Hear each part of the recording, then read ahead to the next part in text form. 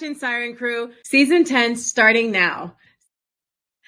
What's splashin'? Welcome to Season 10, Episode 6 with me, your host, Lashanti the Siren. And today's guest is Amber Turner, a climate activist, environmental scientist, and the 2023 National Youth Award winner of the environment and the winner of the Prime Minister's Cup. She is also a member on the Youth Climate and Environmental Committee for 2023 to 2024. Welcome to the show, Amber. Thank you for having me. I'm so excited. I feel like you've had one of the longest introductions. You have so many things behind your name. But yes, very excited to have you and very excited to jump in. So I would love for you to tell us a bit about your background. Like, what started you in the climate activism space, the environmental science space, and what were some of the steps you took education-wise to get there? Okay, so I'm from Grand Bahama, and growing up, my grandmother always used to take me to the beach. Like, I was always at the beach. And so initially I thought I wanted to be a marine biologist because obviously my proximity to the water, I was like, okay, I love this. I want to do something within this field. And then education-wise, I went to the University of the Bahamas, and they really didn't have a marine science focused program at the time. So I joined their Small Island Sustainability program. And so in that program, I just was exposed to a broader aspect of like environmental science and what that looks like. And I was exposed to research projects pertaining to climate change and hydrology and all that, all those aspects. And so I really decided that that was the field that I wanted to go in. And after I left the University of the Bahamas, I went to the University of the West Indies in Barbados. And I recently just completed my master's in natural resources and environmental management, where I specialized in climate change. And now I'm back home, getting back involved in grassroots organizations, grassroots work. And I'm really happy with the career field that I've chosen, the path that I decided to take. It all worked out. I love that. And I love the fact that you were in Barbados. You know, we've seen our country, specifically our prime minister and our government, align so closely with Barbados and their government and moving this like climate change push forward. What are some of your thoughts on the direction that we've been taking and how we've been kind of bringing Barbados along with us, or even vice versa? Maybe Barbados is bringing us along with them, you know? Right. So I think, especially being that I saw how progressive Barbados was and how everybody knew an aspect of what was going on their island. So even something as small as like the electric buses that they had, everybody knew why they were there, their importance, and the government's push behind electric vehicles. And then even down to like something small like solar water heaters. Every single house in Barbados had a solar water heater. Right. So everybody was kind of on board with Prime Minister Motley's push for everyone to be involved within the environmental space, understanding what climate change is doing to this region specifically. Even something small as you would go on a bus ride and I could talk to my bus driver about what's happening in the environmental space, and we could have a very intellectual conversation. And it's not like, oh, well, I don't believe this, I don't believe that, because everybody understands what's going on. And I think having leadership that's pushing that is very important. And I think it's really important that Prime Minister Motley and Prime Minister Davis are kind of hand in hand working together to put this region on the international stage. Considering that we all face the same thing. We all going through it. Yeah, no, we are all at risk of super hurricanes and being basically wiped off the planet before any of these other developing countries that, as we were talking about before the show, are some of the main contributors to these things creating climate change. And I think that's so interesting to hear, because I know obviously here in the Bahamas, I've met people, I'm not sure your experience, that are still saying, you know, climate change ain't real. Yeah, the summer's getting hotter, but let me tell you. Listen, and so I almost wonder, because obviously it's not administration, right? Like they are seeming to be very aligned, they have all the messaging, but I almost wonder what is the disconnect when you compare the fact that like the Bayesians are on board and everybody seems to be pushing forward and they understand the importance of it. Whereas here, it's like there's still this disconnect between individual and corporate action towards adaptation and mitigation for climate change. I think the disconnect falls when we think about education. There's not enough people with access to the information, and sometimes the information it goes over everyone's head, right? So it's like if I tell you, oh my gosh, yes, the sea surface temperatures are rising and that impacts the coral reef, ocean acidification is happening, and you yourself don't understand what those terms mean, it doesn't impact you. You know what I mean? Like you don't feel it. Well, if you say, oh well, the sea's getting hotter, coral reefs are dying, you're a fisherman, this impacts your way of life, then there's people are more inclined to understand and more inclined to listen. I've had a few conversations when I was in Exuma recently, and individuals tell me, well, I don't believe in climate change, I just they said, it was like, oh well, isn't the earth just moving closer to the sun? And I was like, not necessarily. But when I broke it down and I bridged the gap between, well, this is what the science is saying and this is how this connects to you, they had a better understanding of what's happening and how they can get involved and why this is then important to them. And then we also have to realize that people have other issues that they're dealing with. So being able to relate it and how it's all secular, people would be more inclined to get involved and understand what's happening around them.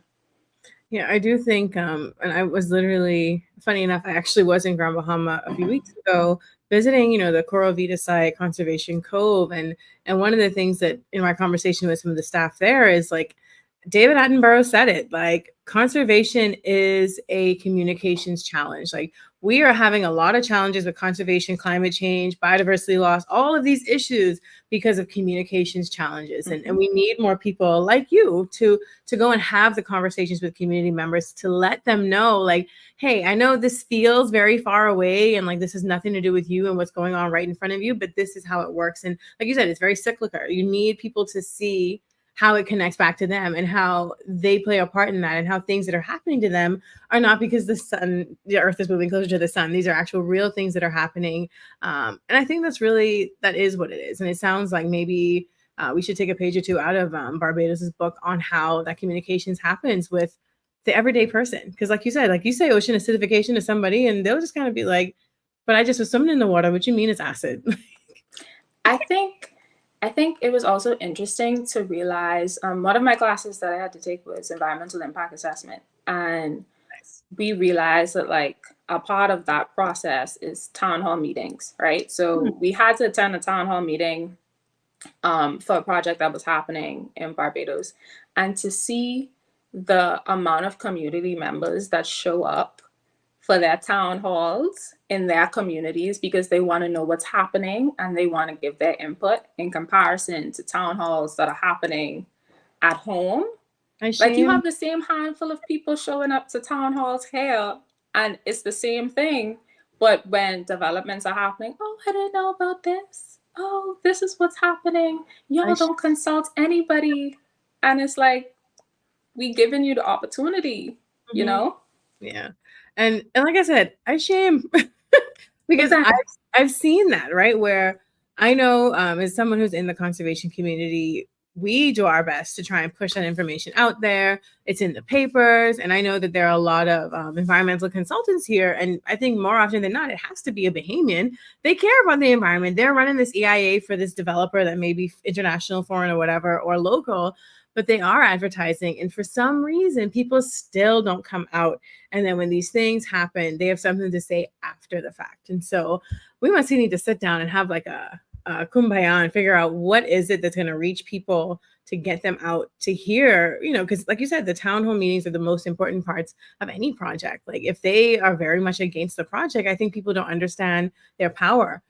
You can stop a project dead in the water, if you just come out and participate. So hopefully that changes. But nonetheless, we're here to talk about you. And I do want to learn a bit more about you, Amber. And I know that you have this, I don't know if it's an organization, if it's just who you are, who or what is Miss Sustainability? So, like I said, I was in UB's Small Island Sustainability Program, and it's a relatively small program at the University of the Bahamas. So at graduation, I think it was about like maybe one or three of us that were graduating at the time. And I had a really dear friend of mine, and she used to be like, okay, Miss Sustainability. And so I was like, Miss Sustainability, I like the sound of that. Yeah. And so it just was something that like my family started to call me, my friends started to call me. And then my mommy was like, okay, you want to be Miss Sustainability? Come. We could brand you. So it's now like just a brand of who I am. And I guess the main goal of Miss Sustainability is science communication, trying to bridge that gap between areas of science that are one, not conveyed properly to, like I like to say, regular people, and just making sure that everyone has an understanding of what's happening in the science community, what's happening in their communities when it comes to conservation and climate change and environmental matters. So just trying to bridge that gap overall. I love that. I love that. And I'm definitely excited to see more come out of that. I know you just graduated and you're still working on some things, but I'm very excited to see, you know, that blow up and become a thing. And I know even though it's fairly early on in your career, what would you say is maybe one of your biggest accomplishments so far? I know you got to travel to the Middle East and North Africa Climate Week in Saudi Arabia. Yes. Yes, that was very exciting. Um, I think right now it was the completion of my master's. I think that was just a really big goal that I wanted to accomplish in the time frame that I had. So right now, yeah, I think that's my answer. The completion of my master's, and then I recently started to be more hands-on in my community and have more community projects. So Lauren and I had artistry in the archipelago. That was a really big event for me this year. Being able to bridge the creative community and the environmental community, and we had people from ages 6 to 60, and it was just a very beautiful event. And everyone was hands-on and everyone enjoyed it. So yeah, I think and as a science communicator, I think a lot of times, and maybe not you, obviously you just had this amazing event, but we do forget the artists. I think a lot of times in conservation over the years in the Bahamas, we've left the artists out. And I think just as a country, we now seem to be slowly, you know, really getting back into discovering our artists and really listening to them. But, you know, artists are supposed to be the ones that are communicating, you know, some of the things that are happening in the world and our community in a way that like resonates with us through visual and, you know, auditory and just like, you know, spoken word. And you have paintings and things that really like resonate these messages with us to give us that impact. Because, you know, if you don't connect with something emotionally, you're less likely to care about it. And so I think pulling in artists into conservation has been something that I've talked about. And I was so happy to see your event, but so sad that I could not be there. And I hope that you guys have one in New Providence sometime soon, or even just more. Maybe I'll make a flight down to Grand Bahama. But it's really exciting to see that you are starting to slowly bring those two together, because I think that's an important step that we need to take as conservationists. And that may actually be the gap, one of the things to bridge that gap with us in the community. So that's awesome. Right. And I recently just met someone. The Grand Bahama Art Association is having an art display, I think, until the 31st here in Grand Bahama. And I met an artist there, and she uses recycled paper for her art. And she's originally from Canada, and she was explaining how in Canada they recycle their paper, their plastic, their glass. But when she came here, there wasn't any of that. So she decided to take it upon herself and collect old paper, whether that's bulletins from churches or just flyers that she finds around. And her friends bring her all their papers that they don't use anymore. And she basically, like, I guess, puts it in water and like mushes it down and then lets it dry and creates these amazing, beautiful pieces of art out of it that have a story. And it's just things like that that connect everything. And just seeing artists, like you say, it's if you feel it emotionally, you're more inclined to care. So if you see a picture or painting of a coral that's on fire or a mangrove that looks dead, you're more inclined to feel it, and you're more inclined to understand, like, okay, this is what's happening, and you have that emotion, so you then care more, you know? Yeah, definitely. That's exciting. And I wonder, so we talked about art and we talked about the town hall meetings, but is there anything else that you'd like to see done differently in the Bahamas as it relates to, just climate activism? And then we'll move on to sustainability, but climate activism initially, like what are some of the things you'd like to see done differently as a country or as like individual Bahamians? I think my big thing right now is getting youth involved at all aspects. We inherit the problem, we inherit the solutions, so our voices then need to be heard, right? So at high level, I don't think it's fair that youth are considered like these tokenistic just individuals that, okay, you put them in a high level meeting, you take a few pictures, and bada bing, bada boom, you call it a day.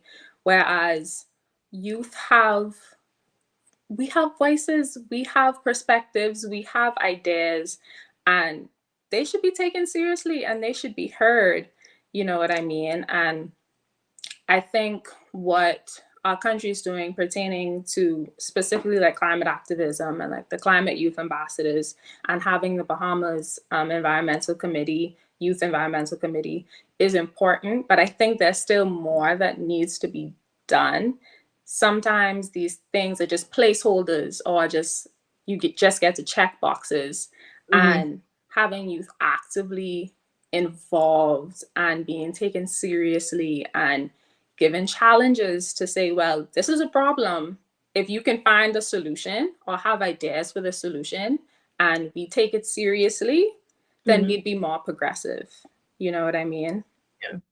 And I think that tokenism, boy, I definitely, one of the things that I thought about as you talked about that just now, and you even mentioned again the Youth Climate and Environmental Committee, I really, really hope, because as you know here, our government parties flip flop. If we hope they don't, but more often than not, parties change every cycle, and a lot of things that were started by the party in the past are not carried over by the party in the future. And so unfortunate, because I think something like this youth committee could be so impactful if one, they realize y'all have sense, right? Like I think when they really start to say, well, hey, here's a document that we are considering taking to the UN or whoever, can you guys review it? That's one way to incorporate youth voices, but actually and actually listen to some of the comments, because a lot of times they're forgetting so many things that are not relevant to them because they're just so much further along in their life financially, and they just don't think about things that are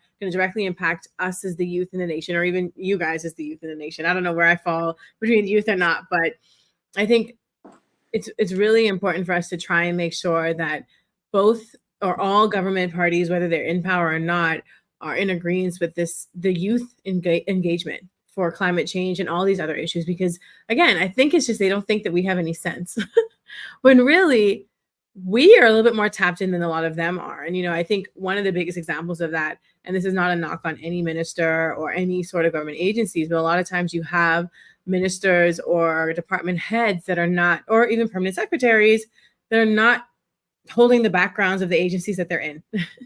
And a lot of them do their best to gain competency in things like climate change and whatever other issues that they have to deal with. But I think it's really important to start getting people into these positions that have the background and the experience with this. And so another thing that I want to touch on as we kind of teeter around government, but not really, I'm not about to start that train. But we talked about this again right before the show started. Just I think we don't have a proper culture of lobbying for change. I think, we say that we want to see something happen and we go outside and do one march one protest. We stand in Roston Square for 1 hour, 2 hours, and then we're done. When you see other countries around the world, they're out there for days, man, like months even, where they're every day they're committed to this cause until they see a change. And I wonder what would be some of your thoughts on whether or not we should be doing that, how are we going to get there, or what should we be doing just to really agitate more change and show the government how serious we are about some of these challenges that we have?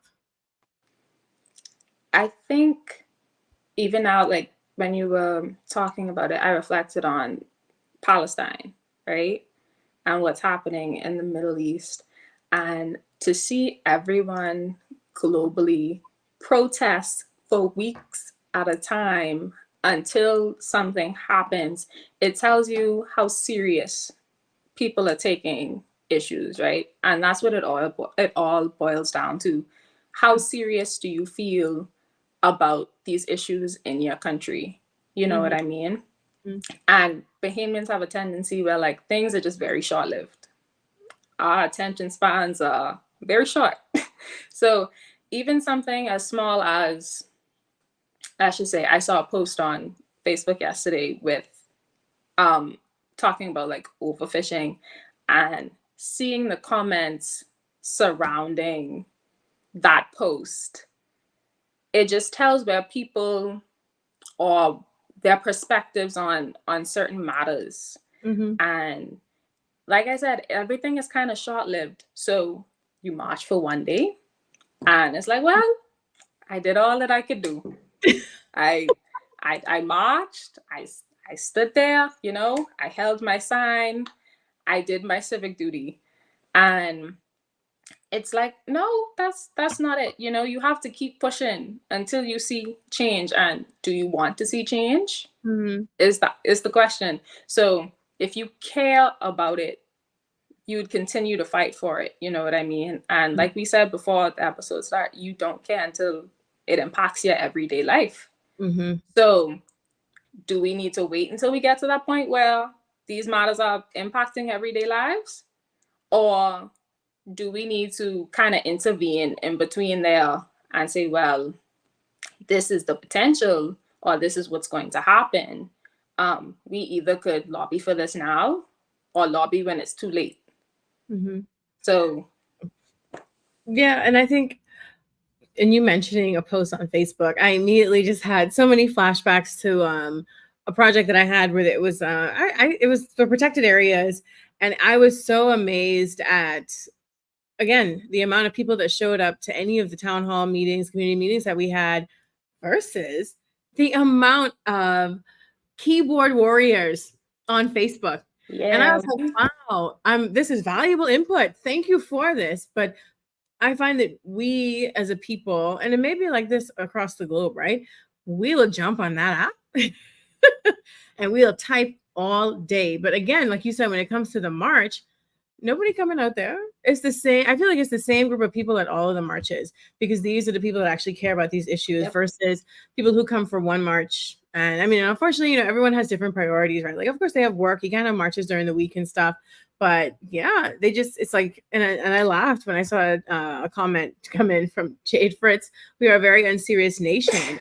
And I think I want to even flip that and say, it's not that we're unserious. We're very comfortable. Yeah. Like you said, it's not in our face. It's off in the distance. Climate change, we know it exists. And even after Dorian, we saw some traction happen. But again, our memory's short.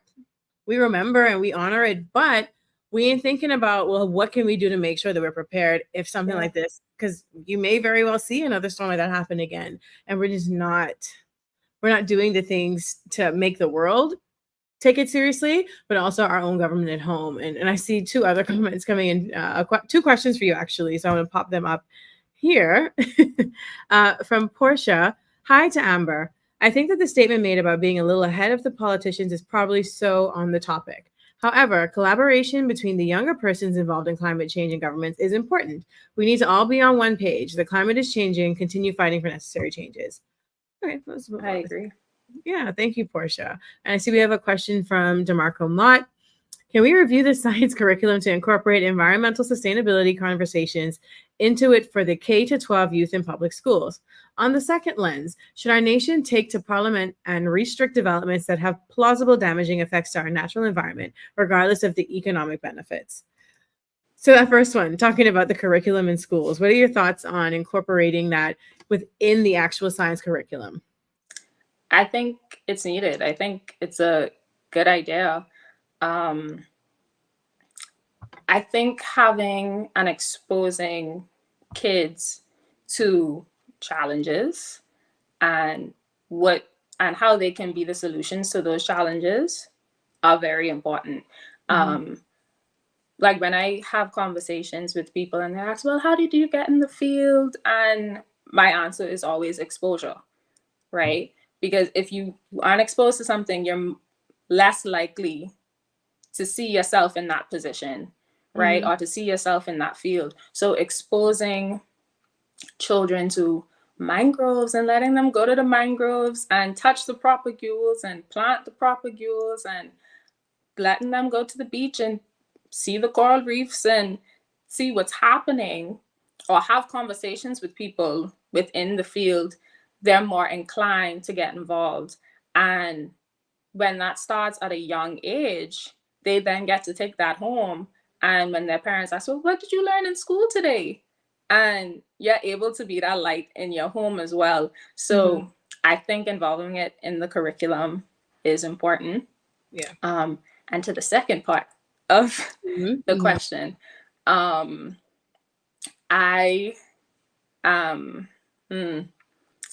it's touchy. It's touchy because you want to progress as a nation, but then I think there has to be a way to do it that's still environmentally sound. And I'm a full-time Twitter climate advocate, right? So I made a comment the other day, and it basically, I think it was about a development that I saw, and I got to the point where I was like, well, sometimes economic benefits do not outweigh the environmental impact, because at the end of the day, if this development is on your coastline for the sole reason of seeing the beauty of the island, you then destroy that environment and it has no value to you anymore. There's no intrinsic value there. So at what point do we weigh what is better? You know what I mean? Yes, good for the economy, bad for the environment. And our environment is very much tied to our economy. So what does that look like? Yeah, I think it's really important, that we have more people like you, right? Because I know you have some work in sustainable development where we are able to relay that message, not only to the government, but I just think also to our people. And, there are always when you see big faced developments coming and you have the argument between people, oh, but this is great economic benefit for this country, but also this is a huge environmental impact. I think we need to find that happy medium whenever it comes to development. So just to DeMarco's question, I think, again, it's a juggling game. Like, you really have to make sure at the very baseline, we need to ensure that science is being done. We need to collect the data. We need to know our baselines for all of these areas. We need to be sure what are the areas that are very crucially important versus some of the areas where it's like, okay, not much is going on in this area. Is this one of the ones where we can say, yes, this is a good area to have the economic benefit because it outweighs that ecological value? But again, you have to incorporate science in a lot of these conversations. And sometimes science is just not in the room when these decisions are being made. And you can have the EIAs that are telling you no, but what can you do, right? Yeah, and I think that's also one of the gaps that we have within this country. We don't do enough research when it comes to our ecosystems. Our marine ecosystems, yes, are very well researched. There's always more to explore with the ocean, but when I think about here at home in Grand Bahama, I've done a lot of hydrology research, and to see the lack of data or the lack of research within the country pertaining to water and water resources. It's crazy because you need water to live, you need water to survive. So it's like you only do research when something goes wrong. Like when I think about Hurricane Dorian, Grand Bahama's extensive freshwater lenses were damaged without water for months. Yep. And now it's like, okay, people are doing research and determining, well, naturally the aquifers will kind of like flush themselves out in 30 plus years. But when we think about the impacts of climate change and intensifying storms and sea level rise, is that 30 plus years realistic? What are you going to do when it comes to making sure people have fresh water? Are you just going to rely on desalination? Like what realistically, like what does it look like? So I think it's really important. And I think this circles right back to the question about curriculum, showing people where they can fill gaps and showing people, well, you can be a scientist. You can research this specific area. If you want to research why snakes only live in this specific tree, by all means, do it.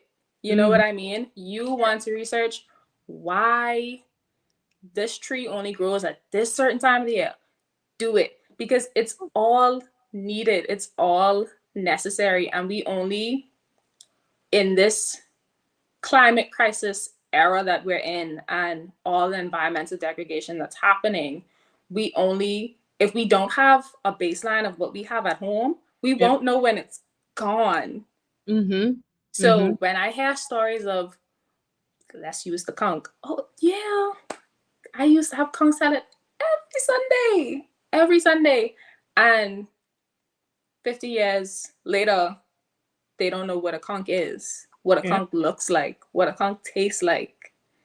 And it's like, things like that are important and things like that need to be talked about. Yeah.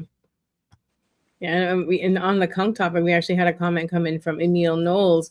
He said, this is a plan to make politicians richer, teach the youth coming up the right way to do things, and not the practices that the foreigners bring here, especially related to the conch industry. And I know to that comment, I agree to some extent. It is important that we start teaching the youth because, you know, Amber, to the point you made earlier, let the children be the light in their house. Like, this is important. Like, this is why we should only buy conch that are this size. And then that way you have them holding their parents accountable. And I think, I don't think the older generation is lost, but I do think that we need to make sure that the younger generation are well equipped and empowered with the information that they need. And to take it seriously.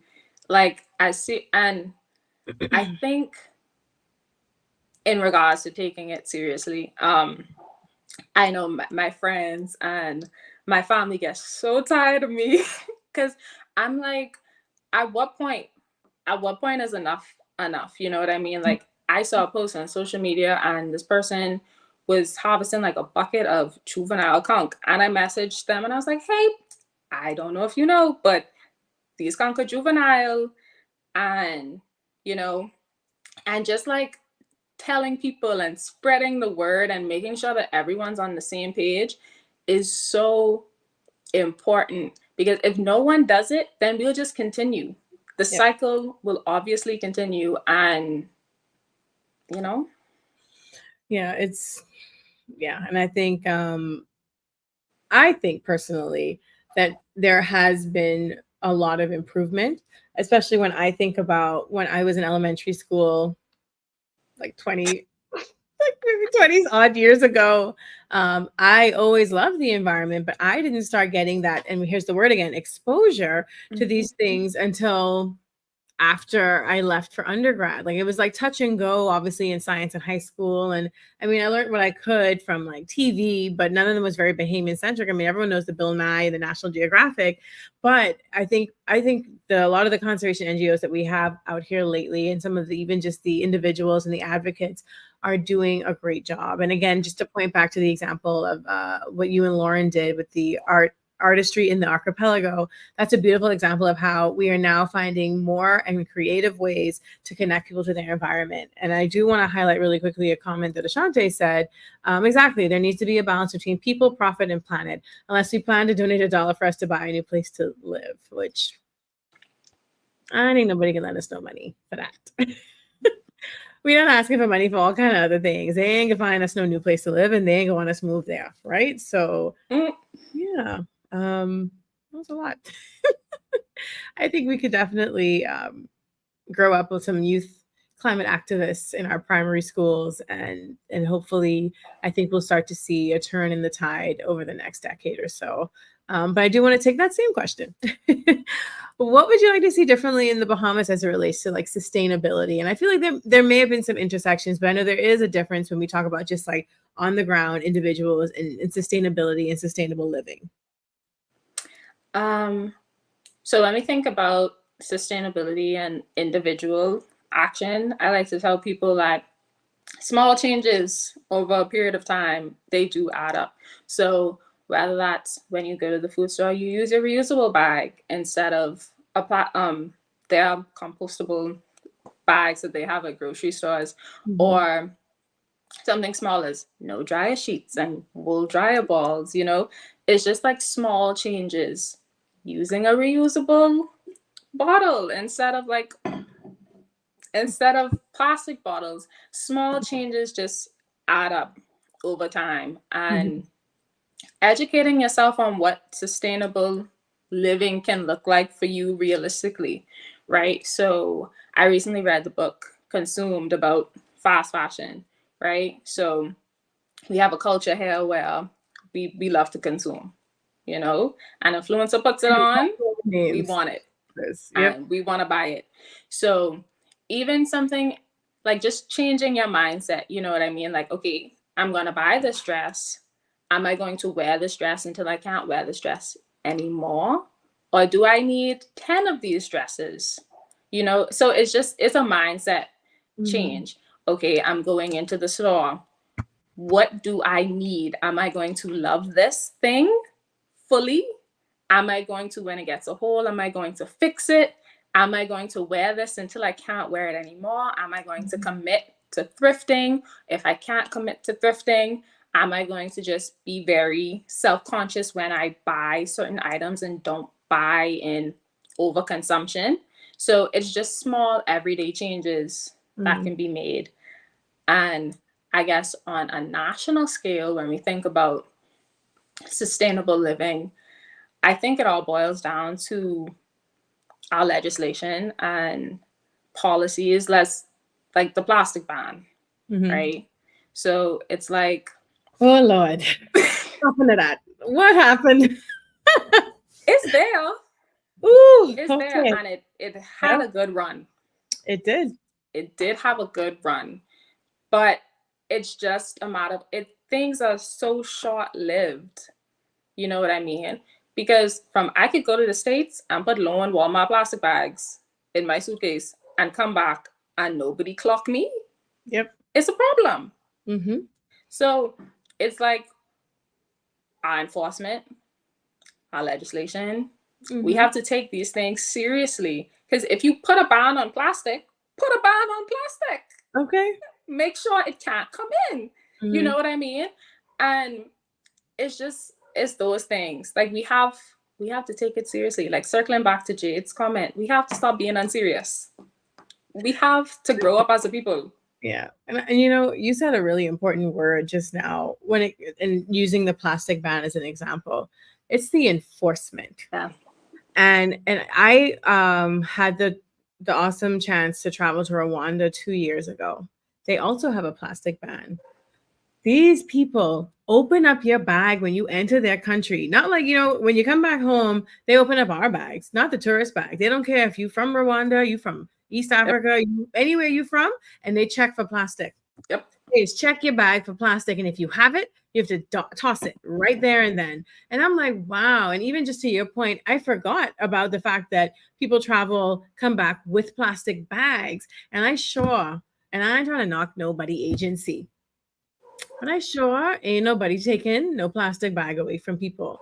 And that's such a small change that could have been incorporated in the enforcement of this law, this plastic ban. And I'm sure it wasn't happening. And even now I still see companies who they still have the plastic cups, they still have the plastic bags, they still have the styrofoam, and nobody seems to be saying anything. Like, everyone knows where these places are, but ain't nobody enforcing it. Yeah. Why? Do we even care? Everybody like to turn their heads. Nobody see nothing. Because nobody wants to be that person. And this is a jokey topic, but like in my office, we have paper cups. And I always try to tell all my colleagues, hey, if you ain't actually to go in, use one of the mugs. We have a bunch of mugs in there, reusable cups. And it's blown my mind how people really just like, it's just not in their nature. Us, obviously, we have our bottles, we have our reusable mugs, and we actively try and do these things. But a lot of people who say they care about the environment, it's just not second nature to them. And so a lot of them have thanked me for, like, every time I come in there, if I see them pull up one of them paper cups, I'm like, why are you using a mug? Where's your mug? Oh, I left it on my desk. Let me go get it. And it's like that alone, just doing that, just being that person and being that voice, people are always going to dislike you, right? Especially when you stand for something and you stand on business and ain't taking no crap from nobody about something. Then people will always like, and I know I annoy some of them, but at the end of the day, they understand that it's important. I mean, it cuts costs for the company, but it also, if you actually care about this environment and you actually care about this country, then you should have no problem doing that. And I think this is just like a perfect segue to another question that I had for you. We talked about the bottles and we talked about mugs, but what is something like your go-to tips and tricks, life hacks for sustainable living?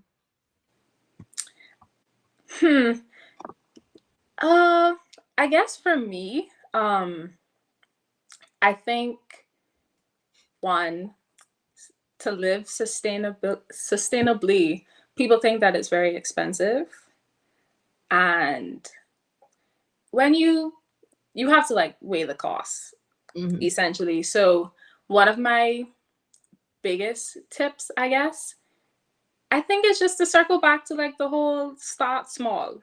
You know what I mean? If your household buys the cases of the plastic bottles, say, okay, instead, I'll buy a 5-gallon bottle and we all get a reusable cup and we use that. Or something smaller as well. We don't need to be making orders from Shein every couple of days, That's so a fight. it's just, that could be a fight for a lot of people. so it's just taking it seriously, and making small changes. And I just wanted to make a point with you when you said like be that person. I am that person. Like, it reminded me Go Miss Sustainability. It reminded me of a story. I was I think it's Arawaki in Nassau. So I saw somebody, they dropped like a piece of napkin on the floor and the garbage was like right behind them. And I went up to them and I was like, sorry, but like, like you could pick that up and just like toss it in the garbage. And they looked at me and I was like, well, like if you don't pick it up, who's going to pick it up? Like, and they looked at me, I looked at them, and they sucked their teeth, they picked that up and they threw it in the garbage. But it's just like, sometimes you just have to be that person. Yeah, honestly. And I love how we definitely got some comments, Miles, not the Sheen. And we have Gary saying that's fighting words. Clearly, I can tell you that's a fight. But I think even just to that point, sorry to cut you off. One of the things that I try to do, because I mean, I get it, right? Like sometimes you do want to buy something new and something nice. I am like a full proponent of, at least if you can, if you really need for whatever reason to buy something new, do it locally, right? Like don't go and order from the States, from China, for all that shipping to finally come to you weeks later, when honestly, a lot of times it's just cheaper to buy it here. Like I love supporting local brands. Like these earrings were made from this lady in Eleuthera. Beautiful earrings from the conch shell, and I think you almost find such nice, unique pieces when you choose to shop locally. And that's like one of my biggest pushes that I recommend to people when I say, shop and live more sustainably. But yes, to continue, some of your other, do you have any other sorts of tips and tricks? I think now I'm a big advocate. Sorry, I read the comment. Jade. Educate yourself and branch out and see what other people are doing. Like, you can find anything on TikTok. That's You fact. can find anything on TikTok. So, use search engine TikTok and, hey, ways that I could be more sustainable. You know what I mean? So it's like, even something, I know this is not a big, I know it's particularly in Nassau, you guys have a lot of cars. You guys have a lot of, you know what I mean? 21/7. Nassau got it going on. But something small is like, well, if me and you go into the same area, why are we driving 2 cars? Yeah. Yeah. And something small is like, okay, carpooling or a reusable bottle, and just baby steps. Yeah, I think personally Nassau just have too much people, but that's another topic for another day, another episode, another day. But I feel you on that, and I even that's something I've been trying to be a bit more conscious about too, because it's like I'm in a evening class, and a lot of my coworkers, we all live in the same area, and so sometimes I'm like, guys, like, let's carpool. So I'll carpool at one of them, and I'm like, it just saves, first of all, it saves time, right? Like, I drive this week, you drive that week. Ain't nobody like to drive in Nassau anyway. But it also, again, I didn't even think about that sustainability message, and that's what's really important. And again, even if you don't use TikTok, because I don't, I'm sorry, I'm one of them old people. I get my TikToks on Instagram like adults. Like, that's what I do. 3 weeks later, wow. Okay, and that's okay. But I think what's so important about even just being able to talk to you about this today, y'all, ask Amber. Ask Miss Sustainability if you are curious about things you can do. Reach out to her or reach out to any conservationists that you know. And trust me, we love to talk about a sustainable living. Like, right? Anything, any aspect of your life, you can find small things to do to make your life a little bit more sustainable. And once you get a handle on that one small thing, add something else. It's so easy. Like, I have a water bottle for the gym, the office. I keep one in my car, and obviously I have one in my home, because I'll always be able to say, well, I don't need to buy no water. Can you just fill up my water bottle from your tap? And you'll be surprised, not the tap, you know what I mean? Mm-hmm. You'll be surprised how many businesses, restaurants, and places are happy to do that. Real drinking water, and you save, these people be selling them bottle of water for like $4 or $5. You save all that money because you brought your own bottle. Right. Think about it. But yeah, not to beat a dead horse, but yeah, we have Lashanti here, another youth TikTok to the world. Y'all can keep that. And Miles says, as my mama is, say too much anything is bad. I gotta learn everything in moderation. And shout out to Lindy Bo. Go Amber, go. I definitely try to get on the show. She's be ducking me though, but I love Lindy. So do I. Yeah, she's great. But yeah, so we can keep it rolling. I know we're almost at time, but I am very interested to hear. So, what is next for you? I know you recently were telling me how you just finished your master's. Now you've moved back home. What is next for you? What are some of the things you'd like to share with us? So, I want right now. What's next for me? I want to continue research at home. I don't want my research to just stop when my degree finished. So looking for avenues just to continue research at home to kind of bridge that gap, whatever that looks like. I've been getting involved with the University of the Bahamas and my SIS program, trying to build it back and make sure it comes back bigger and better. So helping with those types of projects. Doing projects of my own. Like you said, hoping to have another artistry in the archipelago, maybe in Nassau, maybe somewhere else. We will see. Stay tuned. And just trying to build myself career-wise. So networking, getting involved. I love to go mangrove planting with water keepers whenever they go out and they plant their mangroves, and just really tapping into the community at home and doing the best that I can to make sure everyone, knows about climate change and what they can do to live sustainably. And yeah. I love that. And I will definitely also take the moment to give kudos publicly to Ground Bahama. I think, as I was telling you earlier, I think I've just been so surprised lately about how many conservationists have come out of Grand Bahama. And even just seeing Dr. Trevor Johnson, he's also been Doctor. doctor. Right. I'm like, wow, like Grand Bahama really has been like breeding some of these really, really movers and shakers in the community. And then even with Waterkeepers, Rashima, you have Alana, you have Justin, you have so many people and organizations that are slowly emerging out of Grand Bahama.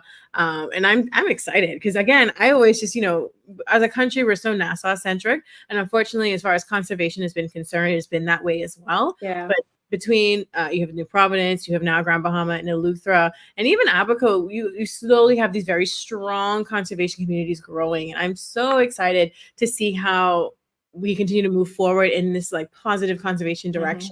And obviously having, and again, Lauren as well from Grand Bahama, having you guys there, really pushing it forward. I'm so excited. And eventually, we'll all come again and meet in the middle, as we're not separated by water. It's what connects us, the beautiful ocean between our islands. So I do have 2 more questions for you as we start winding down the episode. And I'm making sure I don't see, I see we have questions and comments coming in. So I'll address those before I finish up with mine. We have Jade with a comment who I volunteer my services to help with artistry and she's going to volunteer. So if you need any volunteer for artistry and archipelago in Nassau, you got Jade and you got me. So let me know. Then you have DeMarco Mott who has a couple questions here. How can we as people empower our government to hold big companies and people with money accountable? Because it is unfortunate that the poor and marginalized bear the brunt of the punishment to fall in line when they literally can't afford to take a minute to educate themselves on the issue, while the big boys are getting away with it all. And Amber, I want us to connect. Grand Bahama will have to be the sustainability hub for the region. You are amazing. You really are amazing. And he notes that he's done now. Yeah, that is a good question, DeMarco. Thank you for that. So what do you think can be some of the ways that we can empower or even just like agitate our government to hold some of these big companies and it's called high net worth individuals accountable for some of their large carbon footprints even, Speaking up. I am an advocate for speaking up, and you always could find a way to reach somebody. You know what I mean? So something small as, not small, the SpaceX development that I saw that's supposed to be in the Exuma Keys. I saw it, saw the press conference, and I wrote a letter. Okay. And it's just, you have to, if you don't care about your country, who will? You know what I mean? So Lyndon Pinland said it best. If Bahamians are not willing to fight for the Bahamas, we don't deserve it. So it's just keeping them accountable, holding their feet to the fire. You said you were going to do something, but you didn't do it. So let's talk about it. Right. So, because you stood there, you said that you were going to do your endeavor best to make sure that this development doesn't degrade the environment in any way. I can see that it's doing the complete opposite. So now let's talk about it. Let's have a conversation. Yeah. Your members of parliament are there to hear your voice, to represent you. So reach them as best as possible. If that's going into their constituency office, hey, I need this letter to get where it needs to go, then by all means do that and keep following up. You know what I mean? It's just, you have to be serious. You have to be serious about it. And you find time for everything else. You find time to make things happen. So you could do it. You could make sure your voice note, your message, your letter gets to the appropriate parties. Oh, yeah. Listen, and I think one of the things that popped in my head reading that comment and listening to you talk is we love to pull file on people, pull file on these companies and pull file on these people and show the evidence. And like you said, speak up about it. Like if you see something happening, there are avenues for you to also stay anonymous. Because I know sometimes, that's one of the biggest concerns that we have as a country is, will we want nobody know it's us that's like, telling because we scared for whatever reason. But there are ways that you could protect yourself and remain anonymous within these complaints. So I encourage you, if you see something happening and it shouldn't be happening, or if you see even your MP or the government committed to doing something and they're not doing it or they're not doing it well, speak up. You will have the support of the people. I promise you that. And the media will love to pick up that file and run that. They'll run with that. So we on Facebook cracking jokes. We on Twitter cracking jokes. so yeah, exactly. We jokey. Yeah. You could type it. You could type it. I'm pretty sure someone on that timeline can see it. Yeah. And send we it to who share it needs to go to. Exactly. And so I know I see the last one come in from Miles. How do we motivate each other to live more sustainably? How do we make it more appetizing for people? That's good. I think that all boils down to how it'll impact them in their daily lives. Like you say, something small like your water bottle, you going and you saying, well, I get to fill up my water bottle. You save $5. Yeah. You get to save money in the long run. You know what I mean? So let's just say, I guess, dryer balls, the wool dryer balls. If you buy boxes of dryer sheets that ultimately you use them and then you throw them away, you buy a pack of dryer balls and you just continuously use them, you save money in the long run. So appetizing, you save money. If you care about the environment, you feel more fulfilled. You've done your right. So it's like, it's just, how does it appeal to them? What is it going to make their everyday lives better? Is it going to save them money? Is there some value behind sustainable living that they can care about? It's all about making a connection. Yeah. Whatever that looks like. That money one, I think, is especially for Bahamians. Yeah, we love to save money. Right. We love to save up money. And I think, and I'll use one example that appeals strictly to women. So sorry, gents, but I jumped on the menstrual cup bandwagon almost a decade ago. Listen to me. Pads and tampons are so expensive and they're so wasteful. Yep. And that's one small change that I think just as a woman, you could say, well, ain't nobody got to know, but you save so much money not having to buy pads and tampons. And even just, again, when we go to the water bottle example, I almost feel like, and someone fact check me on this, most companies, corporations, like almost like there's some sort of like law, something where they can't deny you water or usage of a bathroom in certain places. So I think just having your own water and water bottle, like, come on, man, you're saving money and you're saving the environment. Look at that. That's a two for it. I think saving money is the biggest incentive because I think Bahamians always talk about, like, to your point earlier, living sustainably is so expensive. The upfront cost may be a little pricey because obviously, to get a nice water bottle, you might spend like $20, $25. But how much money are you saving every time you don't have to buy that water bottle? Think about it. You don't pay for that over and over again over time. And I think as Bahamians, I've noticed a lot of us are so short-term incentive. Like, we're just short-term. Like, what is it going to cost me right now? We're not thinking of the long-term. And I understand that, unfortunately, some people can't think long-term because of whatever their financial situation is. But as best you can, try and think of how you can, like, balance this. And I see Lashanti is dancing to the nearest cafe with her water bottle and human rights in hand. See what happens. I don't think that, they can't really tell you no. They might try to give you time. They will. But yeah. And so I do have, like, my last two questions for you, Amber, as I let you go. We're almost at the hour. Who is someone in the sector, whether they are local or international, that inspires you and why? I love this question. Locally, who inspires me? Marjan. Love Marjan dearly. Me too. Love her. She's amazing. Dr. Del Thomas. 10 out of 10. Making waves and a big inspiration. Kelly Armstrong. Love Kelly.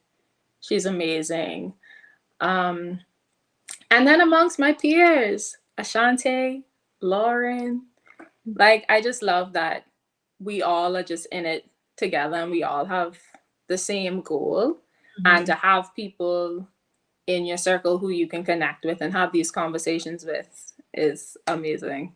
Yeah, finding your tribe. It's important. Yeah, I love that. And so as a last question, what would be some final thoughts that you want to give viewers, whether it's like your favorite quote or a mantra you live by, or even like a lesson you've learned along the way that you want to leave with our viewers today? I guess something as small as be the change that you want to see. As cliche as it is, if we all decide that individually we'll make a change and we'll be the change because we believe in the bigger vision, if all of us decide to do that, then we all would make waves. You know what I mean? Little drop, ripple effect. I love right? Yeah. So yeah. I love it. That's one of my favorite quotes. It's actually been in my email signature for a while now because it's powerful. You definitely have to be that example, in anything where you believe in something, whether it be your faith, the environment, your work, you have to be the example. You can't hold people at a standard that you're not holding yourself. So yeah, be the change you want to see. And I love, as we wrap up, that's my Miss Sustainability, y'all. So thank you so much, Amber, for taking the time to speak with me on this wonderful Sunday afternoon. This has truly been such a great episode. And I appreciate it because I am so excited that we got to talk. Definitely excited to hopefully see an artistry in the archipelago in New Providence. I keep pushing Lauren, so I'm going to push you on that too. And I hope to definitely get a chance to chat again. I don't think we've ever met in person. No, I don't think so. Oh, we got to make that happen soon. Very soon. For sure. Thank you for having me. Always. This was really fun. Yeah, this was great. This was a great conversation. I have a feeling that we'll be seeing you again on the show very soon. And thank you to all the viewers for coming out on this wonderful Sunday afternoon and watching this episode with us. Thank you so much, Melissa. This was a great talk indeed. Hope to see you guys all again next week, Sunday, for another episode of Siren Sundays. See you all then.